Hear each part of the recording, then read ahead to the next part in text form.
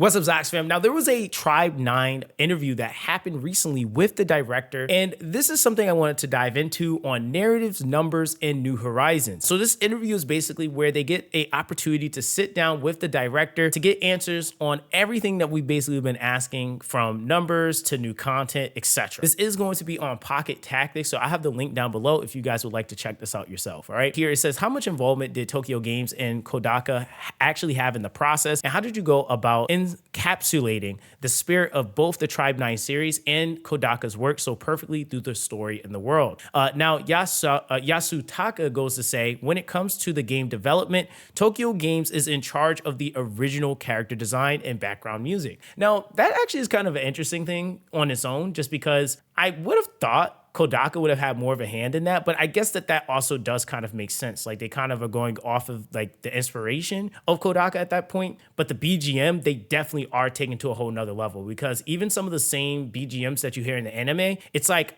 ever like evolved versions in the game, and they sound way crispier in the game. Like, they really do. So they are doing a really good job with the music for sure. Now it says, as for Mr. Kodaka, his involvement differs slightly from his role in the anime adaptation. In the game's development, he collaborated with Akatsuki Game to develop the main story's initial plot.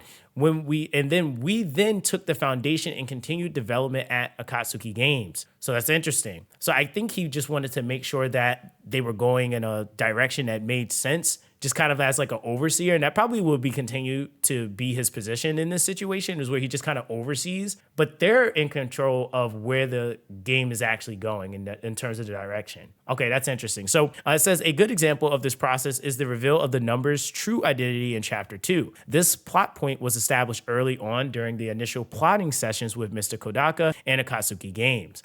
It says, we built upon such core concepts, then shaped them to work effectively within a live service game model, ensuring an engaging experience for our players. Okay, so I guess that's okay, because so far everything's been pretty cool. I like the story directions. Let me know how you guys have felt about the story direction so far. I like the whole construct and where it's going, and it seems like it's just ever evolving, like this thing that they can get a ton of years out of, just simply because there's so many different cities. Like, it's so many of them, right? The next question goes, it says, the numbers have been incredibly popular since release, with Ichinos quickly becoming a fan favorite. And of course, a lot of players have been hoping that the hologram system means that players like Shun will join the roster one day. Do you plan on making the numbers and other villains or defeated, in quotation, characters playable in the future? Now, they go to say, and this is the director, of course, it's difficult for me to say, but we don't have any plans to make numbers or Shun playable for now. Why not?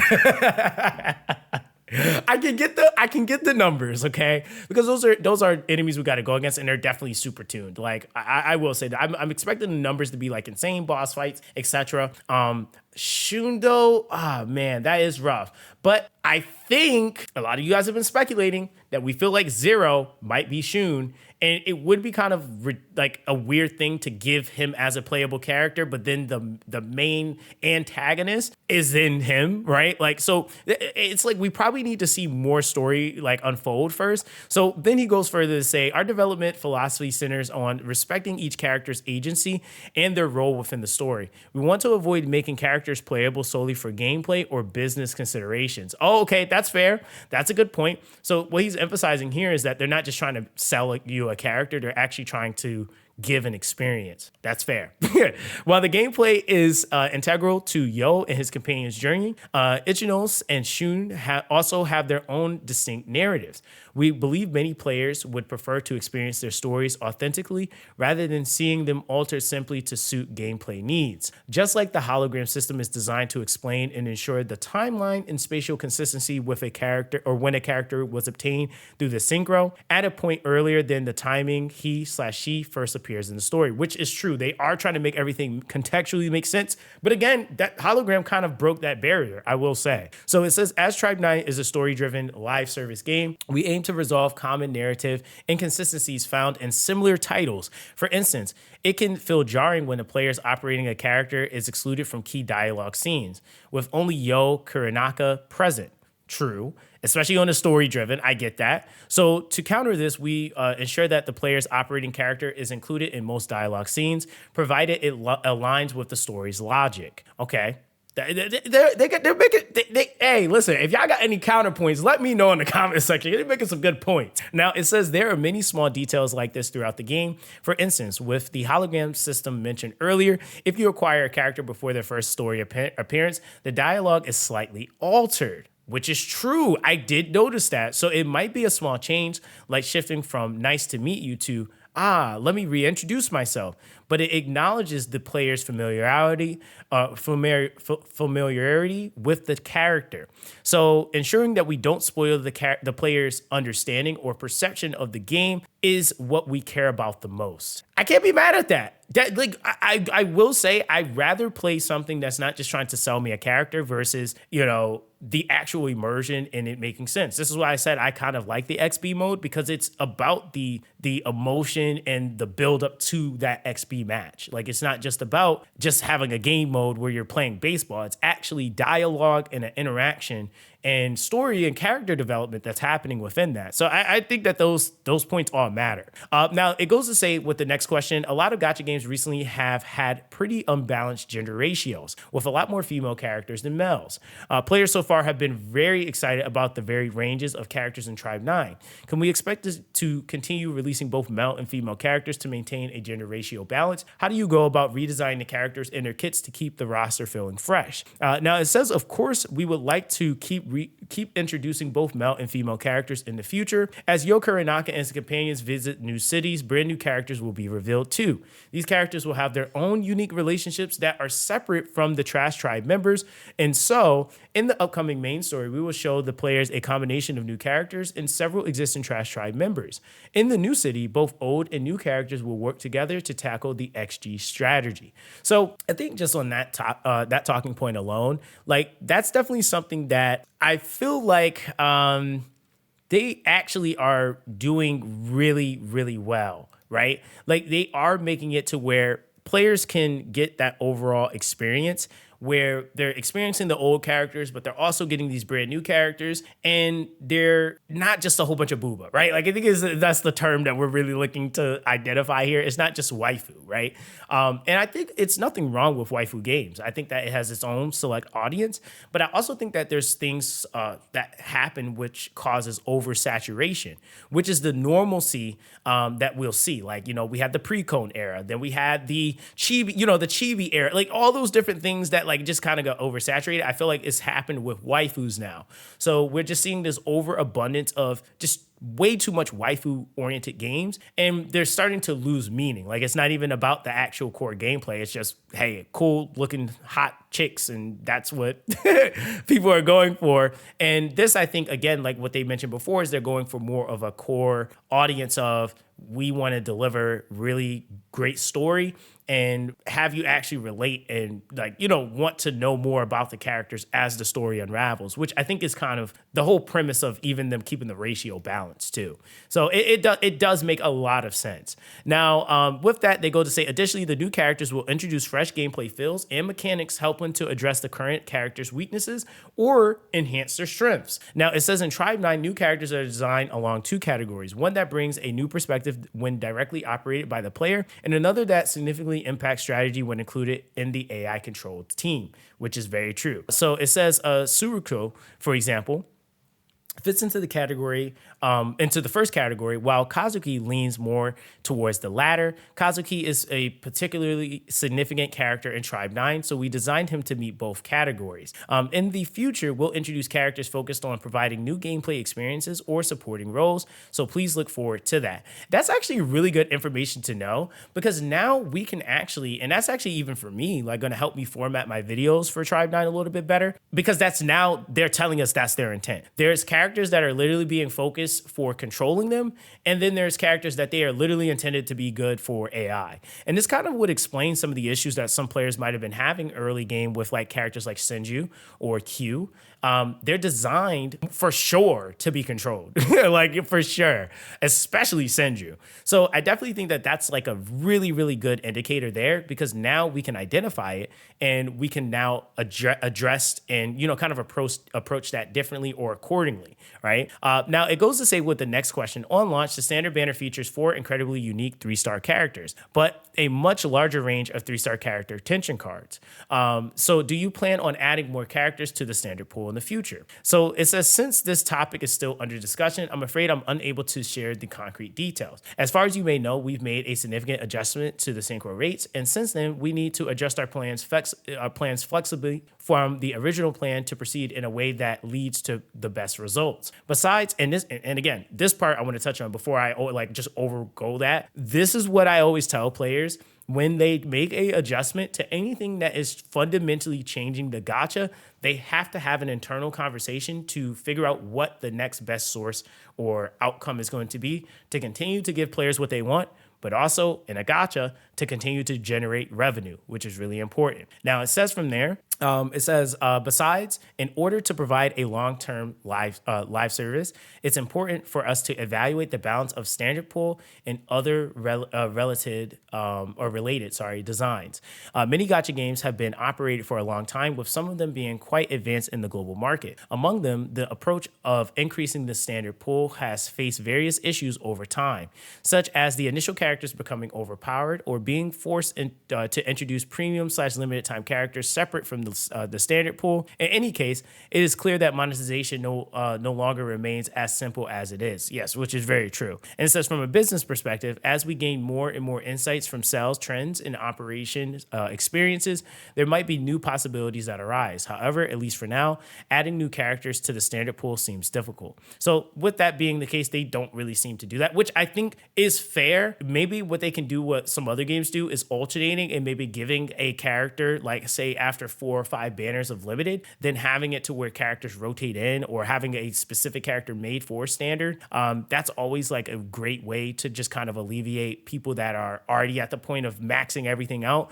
I would argue if you're free to play, like having max dupes right now, not necessarily true for everybody, and for most players, they probably don't. They probably just have maybe one extra copy if they got super lucky on some characters from standard. But the other thing is too, is that like they're also mixed in to the limited banners. So I guess it's like that value that you have to kind of consider as well, because with a game like that, that's the thing with gacha games, is like they want you to get stuff, but they also want you to like kind of get things over time, especially if you're free to play. So the more units that they add to standard, that means that those are more units that become accessible even on limited banners.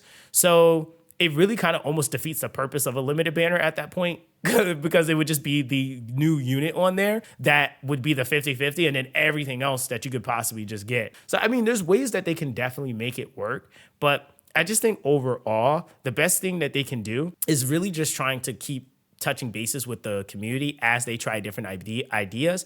I don't ever have an issue with trying new ideas. I think the problem is when they do something and then they don't make an adjustment if it doesn't work. So that's just kind of always my perspective there. Now it says here, so far players have really grown to love each of the Tribe 9 characters and want to know more about them individually. Do you intend to bring out any character specific stories or quests in the future, like Danganronpa's free time events or Genshin Impact Hangouts? So it says the development team has always been highly motivated to work on features like this. The friendship level system was introduced with the aim to offer experiences that players will enjoy based on this very concept. At the very moment, the team focuses is improving gameplay elements that have been causing stress, as well as adding new chapters and planned content, which has kept us quite busy. However, we've been pleasantly surprised by how much players are enjoying the 9 feature on a daily basis. And with this in mind, we hope to raise the priority of developing this kind of feature, which I think is true, is they need to focus on the main meat of the game first, and then these are extra additives that will just be really great features for us to have. Now, a really big one here. So currently there are no focused ways ways to farm EXP materials to level up characters, which may present a problem as the game's life continues and players pick up new characters further down the line. Additionally, some players, myself included, have found that farming rifts can get pretty tedious after a while. Do you plan on introducing a more focused way to grind level ups for characters and or farm for EXP materials? And do you plan on adding a quick sweep feature or modifier that allows players to consume more boosters to claim more rewards in EXP per rift? Now, they go to say that we recognize that this is one of the major issues players are facing is a persistent lack of content, which is very true. Which I will say, got to give it to him for this event that's up because it is really nice. A significant amount is required even to just use EXP materials, yet there are no effective ways for players to obtain Kane or TP. One of the Tribe 9's defining features is that there's no stamina system. However, that has likely led to players spending far more time per session than we originally anticipated, causing an imbalance in the amount of currency and items obtained daily. As a result, some players have expressed frustration. To address these concerns, we plan to introduce several major changes in the upcoming large update, including improvements to the rifts. So this is one thing that I think a lot of people forget, that what a stamina is or a parameter is providing. Parameters provide alleviation so that you can go touch grass. Simply put, like that is at its just purest form. Like in any game, whether it's gacha, anytime there's a parameter that's set in place, like it is healthy for you to get off the game and go do something else, right? Like it is always a great thing. But it also does lead to these issues where you do have what would be like I would say the amount of currency that comes from like your daily routine. The more that those hours get extended, especially when you don't have a stamina system, they then have to thus adjust things to make it fit that type of system. I think what happened was that they actually kept the the stamina based quantity of currency, but then when they made the change to the stamina not being a thing anymore, they didn't really change all of the fundamentals of everything else matching that basically. So it's a work in progress. So it makes sense, right? Like, but it's good that they're adjusting it. So it goes to say here, are there any plans to improve or change how existing characters play, or do you plan to make any adjustments to the AI or provide players with the option to tweak how the AI-controlled characters perform in battle? For example, would you consider altering Q's berserk state to do auto parries instead of auto dodges to improve his breaking ability, altering AI controls for specific characters like Simba or Inoki to make them more flexible, allowing players to change a character's specific focus while on field? Now, it goes to say we recognize that there are issues with the AI-controlled mode of certain characters, and we plan to address this through improvements to both character performance and AI behavior, which is good. This is a delicate issue as there is a gap between the development team's perceptions and the player's expectations of certain character strength. To effectively address this, we believe it's crucial to first adjust the characters to better align with the player expectation, followed by refining their AI accordingly. And I think that that's actually pretty fair because some people just wanted certain characters to be a certain way, but I also think like you do have to respect what the character was intended to do.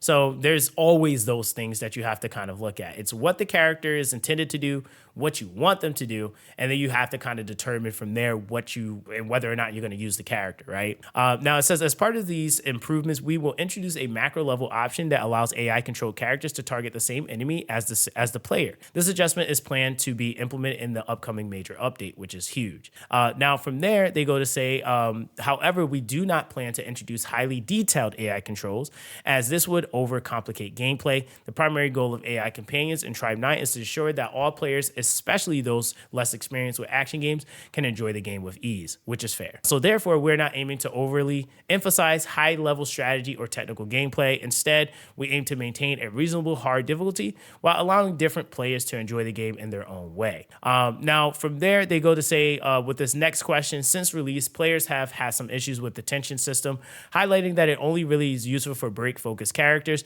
Due to this, most battles tend to end before reaching EX tension, which has led to many players avoiding EX tension cards, which is true. So as well as tension that consumes, or cards that consume tension. Do you plan on making any changes or adjustments to the tension system to address these issues? Are there any other quality of life changes on the way? So it says we have no plans for significant changes to the tension system. This also ties into the above topic of AI. So originally the characters with low break ability were meant to rely on teamwork to break enemies. However, the AI prioritizes fighting separate enemies enemies. Players often end up breaking enemies alone, which wasn't the intended experience, which is true. When you have concentrated damage happening to one enemy, that does affect the break like potential, basically. So that is actually true. So at least they know their game. And then from there, it goes to say that basically they nonetheless, with the upcoming AI improvements I've mentioned, allies will better follow the player's actions, providing a more friendly gameplay experience. We also recognize that currently the low enemy HP leads to minimal tension fluctuations, making EX underwhelming. So however, as we introduce higher difficulty levels and new building options, this balance will shift. We hope you look forward to these new battles. Okay, so they're basically telling us harder content's coming, so you're not going to be feeling this way anyway, which we'll have to see on that one then. Now, I think on this one, this is actually a pretty lengthy interview. Holy crap, you got a lot of questions. Okay, here we go. So going back to the next question here, it says, do you plan to add any minigames or life sim elements to the game? For example, giving players their own room to decorate, fishing or bowling minigames, opportunities to hang out with characters, and increase friendship. I feel like that was kind of like the question above, but yeah. And so we're actively planning to enrich the stuff content, starting with minigames in the Suriko event that started at the end of March. We received some harsh feedback, such as there's no need for rhythm games, add more battle content. However, we also found that there are many types of players in Tribe 9. It's very challenging for them to push through high difficulty battles, such as boss battles against Shark. This is to say, our goal is to provide more options for players who already cleared the current story, yet may not be as focused on battle content, allowing them to continue enjoying the world of Tribe 9. At the same time, we understand that we haven't been able to offer enough content for players who are highly motivated by battle. Therefore, we're preparing additional battle-focused content as well, which I think is very true. I think that that's the biggest thing for me, is that you don't necessarily have to have new content coming in all the time. You have to have really good replayable content in your game. That's the biggest thing. Now, with that, it says, what inspired the Patimon system, and do you intend to further expand it, like more skill boosts and sets, or even an interactive element such as Patimon battling or a Tamagotchi-esque minigame? Now, it says initially the goal was to be in line with the current trends that create in-game content focused on character progression. At the same time, however, we wanted to provide the joy of buying new equipment from the shops or finding it in the dungeon, similar to the classic JRPGs, and adapt this experience to a more modern style. This is why we incorporated the current art style in the system. Now, it says the concept of toy empowering their owners is deeply ingrained in Japanese culture, which is true. So it says, thanks to this popularity of game or anime and comics targeting children, we drew inspiration from this in Tribe 9 for basically striving to show how things like tension cards and Patimon can be sources of excitement and empowering young people. Additionally, the Patimon in this game are designed to offer a light, casual hack and slash experience. To further enhance this experience, we're planning more exciting updates in an upcoming major update, but don't worry, these changes won't make the items you've already acquired obsolete. So I think that that's actually the most important thing. People want to know, are they farming stuff for right now that's going to get power crept? And them answering that, I guess, is pretty okay. So yeah, no, we'll take that. But more power up, yeah, we'll take it, as long as it's not too crazy. And so it says, have you considered adding higher difficulty mode to cater to players who want more of a challenge? For example, a toggle that boosts all enemies in the overworld to max level, a challenge mode that increases boss tension, HP stats, etc. So it says, to begin with the conclusion, we have ambitious plans in place, but the updates will be rolled out gradually. Yes, you want to progressively work everybody into it. You don't want to hit them with it all at once. So it says, as mentioned earlier, player motivations for playing Tribe 9 vary, and our goal is to create a game that appeals to a wide range of players. That said, we recognize that battles are one of the most important and highly anticipated aspects of the game, which it is. Currently, after completing the story, all players are left with no choice but to battle or challenge the Red Limit series, which we see as an issue. Additionally, the Fractal Vice system is quite complex. To address this, we will be implementing a significant improvement to the Fractal in the upcoming major update. In the sets for Chapter 3, we also plan to refine and clarify the level design compared to previous cities, as we believe the game's overall difficulty gradient needs to be more varied.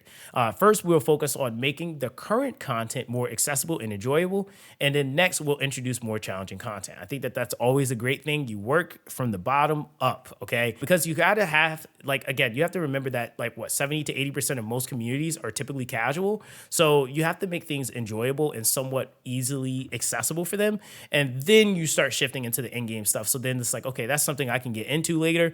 And then for those that are already at that point, that's something for them to be able to do. Now it says naturally, we can see that Neo Tokyo is separated into multiple sub-cities, each with its own version of XG. How many chapters or sub-cities do you plan on releasing? And what inspired each of the locations, numbers, and XG? So it says, of course, we're continuously planning to add new chapters since Tribe 9 is a live service game. You can expect new chapters/stories to be added as long as that service continues. However, Tribe 9 is a story full of mysteries, and we believe that the most anticipated part of this journey is uncovering those mysteries. While not everything will be perfectly resolved at the climax, there will be battles where many of the unanswered questions will be properly revealed at a certain point. And if we compare it to a drama series, it could be seen as the season's conclusion and a cliffhanger. Oh, okay, that's actually pretty cool. Okay, so they're gonna go the season route. We love that. We love that. And it says the cities in Neo Tokyo are inspired by the 23 wards of real Tokyo, which I guess a lot of people might not know that. But yeah, so we'll be focused on creating 23 cities for now. When building the new episodes for each chapter, we'll create a city inspired by these wards, and then we think about the theme equals culture of that city. There is no intention to include satire or irony. The focus is solely on how to make the game feel relatable to the players. Based on that, the personalities of the numbers are derived from that theme of that city, which is really cool to know. So, for example, for Ichinose, it's overwork, and the number 9, it's inferiority complex. So as for XG, we're constantly brainstorming and doing our best to come up with it, and it doesn't really come easy. So to begin with, we focus on how to surprise players and how to make sure they feel a sense of satisfaction. And then we focus it with the writers with Akatsuki Games and decide together. Especially in chapters 1 and 2, it was challenging because players had to progress through the story without a clear understanding of the world of Tribe 9. From chapter 3, the true tactics and with the numbers will start to unfold. So communication during the XG will play an important role. So please look forward to it.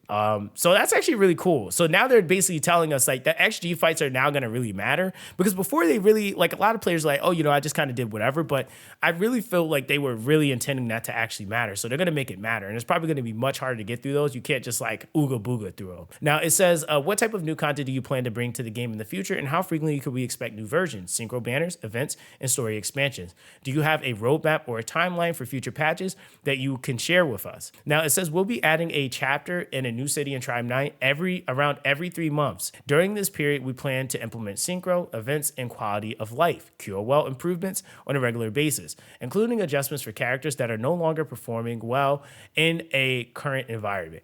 I mean, I'm not going to lie, if you're doing it every 3 months, so what is that, 3, 6, 9, 12? So that's 4 cities a year.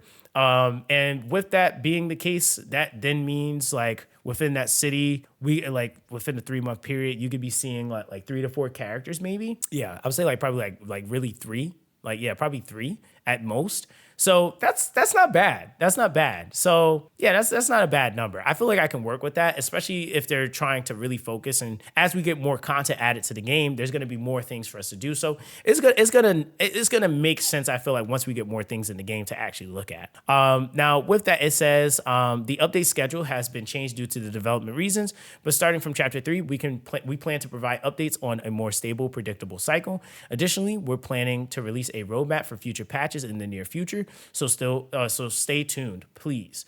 So we're going to be seeing that. We're definitely going to be reacting to it because I need to know what y'all got cooking. All right. So it says one of the main things that makes Tribe 9 unique is how it consistently feels like an action RPG first and a gacha game second. Due to its solid status as a standalone experience, do you plan on releasing it as a premium offline game if it ever reaches EOS so players can still experience the story and play? It is true, unfortunate, that the fear of EOS has become so pervasive among gamers, influencing their very choices of the games we as developers acknowledge our responsibility in contributing to this culture. For this reason, we're constantly exploring ways to address this uneasy climate through Tribe 9, which also face scrutiny regarding this very trend. With that in mind, we believe that discussing what-if scenarios concerning EOS, regardless of the potential positive outcomes, is not our focus right now. That's a good answer. Our priority is to make Tribe 9 a game that will be loved for the long term rather than preparing an escape plan for an EOS that occurs. Very, very good answer. So in other words, we should we should focus on finding ways to ensure that that the thought of EOS never crosses a player's mind. As Akatsuki Games, we are fully prepared with time and expertise required to thinking through and implementing these changes. We will do everything in our power to provide the best solutions for our players, and we want them to feel confident in supporting us. Now, it says last but not least, who's your favorite Tribe 9 character? Now, before we get into this question, I just want to touch on that because I did kind of just go over that. This was a great answer. I think that that's the thing. If you want a long form or long-term player base, you shouldn't make it out to be like you're planning for the game to end. Like, that's just not the case. You shouldn't want that. You shouldn't push that either. I just don't think that's really talks that you want to have with your player base, especially if you want them to stick around, because then it's planting the bug that, well, this game is going to EOS, which in our head, we realistically know this, right? Like, it's going to happen at some point. That's all live service games. But I think it's under the notion that you want to get as much time out of your favorite game as you possibly can. And if you're able to get 5, 6, 10 years in some players' cases out of a game, dude, that is absolutely amazing. Especially a live service game. That is absolutely amazing. I just got to put that out there. But getting into this, it says in Tribe 9, characters like Mita and Todoroki are absolutely essential. And while I love them all, Inoki and Saigo hold a special place for me. And I got to say, man, you picked the right one. Saigo, yes, sir. So Inoki in particular has been with us since the early development stages. I personally created her core mechanics and motion concepts, so she feels like a real labor of love. Gameplay-wise, Inoki and Saigo seem like they clash. Saigo tends to steal targets from Inoki. However, Saigo's abilities and his themed tension cards actually complement and protect Inoki, reflecting their complex relationship. We extend this approach beyond just Inoki and Siago. Throughout Tribe 9, we prioritize designing abilities that genuinely align with each character's individual personality. Now, they go to finish this off with saying, thank you so much for your time. I'm a huge fan of Tribe 9, and I've been following it since the anime. So I'm very much appreciative of this opportunity, and I'm sure the Tribe 9 community will be eager to see your answers. And then they go to say, finally, thank you as well, especially to our overseas fans. You share both praise and criticism with great passion, which constantly motivates our development team. We'll continue working to make Tribe 9 an even better game in response to everyone's feedback. We appreciate your continued support, and that's everything that we had time for in the interview with Yusataka Sojima. All right. So I guess just my overall feedback there, man. Like, I think that like they really are trying. And honestly, I think that with what they're doing, like they really are putting out a really good game first and then a really good gacha after, at least at this point, right? Like they really have shifted everything. Is now giving us a completely different like vibe and feel with how everything has been going with the refund that they did. Now we have all this information of like potential content and things to come. We're getting some more guaranteed and for sure answers. All of you guys have been giving feedback in the Discord. So I am going to be having a meeting at some point soon with that. So that's going to be pretty cool. And then we'll be able to get some more insight from those catered and more specific questions. So I really feel like the direction that Tribe 9 is going in, the more that they develop and add to the game, the more that'll give players to do, the more that's going to just push the community to even say, hey, you should be trying or playing this game. You guys are missing out. Like, I really feel like that's like one of the biggest things is that like you got to give players a reason. And with that, they'll do the rest, right? Like that's the biggest thing. So I feel like this is a really, really enlightening interview. It's actually like really exciting. I now got to get off and go play Tribe 9 myself. I got dailies to do. But with that, again, guys, make sure you guys check out Pocket Tactics, or what is the site called? It's called, what is it called? Yeah, Pocket Tactics. I have it linked down below. But that's going to be that with this one, guys. Everyone, stay blessed. Appreciate you guys. Let me know what you guys think. And I'll catch you guys in the next one.